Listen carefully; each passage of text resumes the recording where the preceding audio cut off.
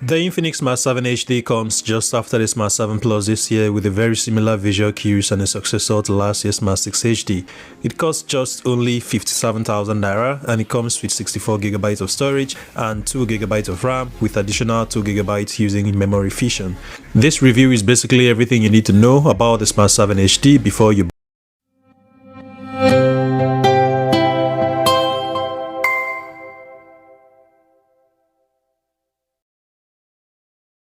Opening the box, you are greeted with the phone itself, wrapped in plastic with some major highlights printed on it.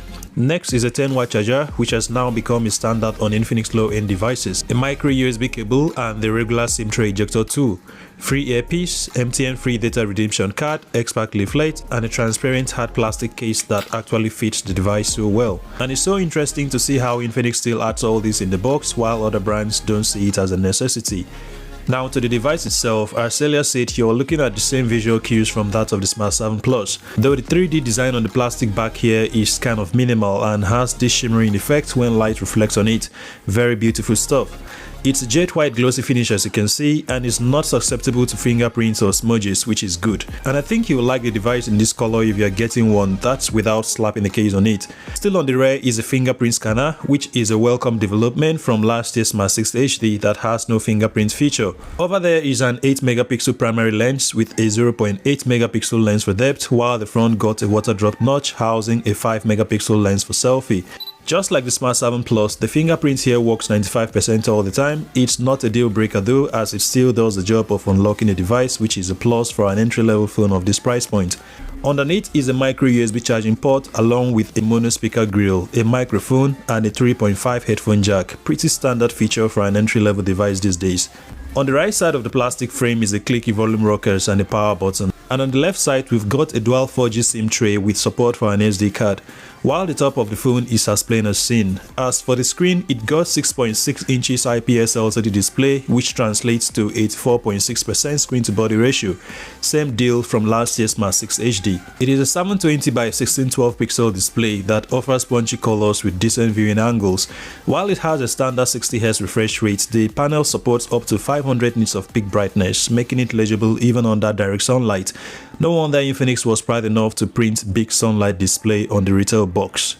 That said, the screen is bothered by relatively chunky bezels that impact the overall viewing experience, but you'll get used to it and you'll definitely enjoy watching media content on this one. Under the hood is a 2018 Unisoc chipset. It's an entry-level processor built on 28nm process. Supporting it is a 2GB of RAM and 64GB of storage. My main concern, however, is the 2GB of RAM in here, though you also have an extra 2GB from memory fusion. You still experience occasional lags here and there, most especially when having many apps in the background, so keep things basic on this one. The device is not a gaming phone by any chance. You can easily get away playing games like Subway Surfers, Candy Crush and similar titles. Aside from those, only basic stuff, so do have that in mind if you are getting this device. On the software department, the Infinix Smart 7 HD runs on XOS 12 overlay based on Android 12 Go edition. This is a trimmed down version of Android 12 with suite of apps which aren't as resource hungry as their actual versions. While it's rated to work best with entry-level smartphones, that doesn't seem to be the case here. As expected of an Infinix smartphone, you'll be getting a bunch of bloatware that you can't uninstall. Additionally, you'll be getting way too many apps and app recommendations, which is quite frustrating. However, the phone has a built-in call recorder, FM radio, and an array of customization options to explore. While I'm not impressed by the choice of the processor in here, the battery life was impressive. Rated at 5000 mAh, it sure lasted up to 3 days on casual use, and it took up to 2.5 hours to fully charge it using the bundle 10-watt charger. Now back to the mono speaker located right here. It is average at best. You'll be better off enjoying music or movies using a headphone instead of the single firing speaker.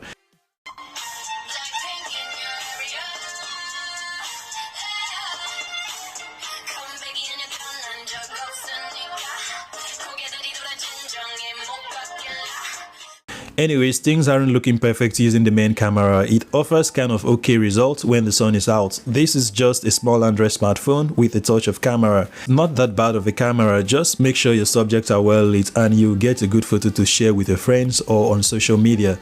You can also shoot videos with it on max 1080 pixel at 30 frames per second, and you'll also be getting shaky footage with out of place autofocus. Seeing this device, I was kind of like, who was it really made for when you have the regular Smart 7 and the Smart 7 Plus? Then I realized that Infinix has tricks up their sleeves when it comes to market strategy.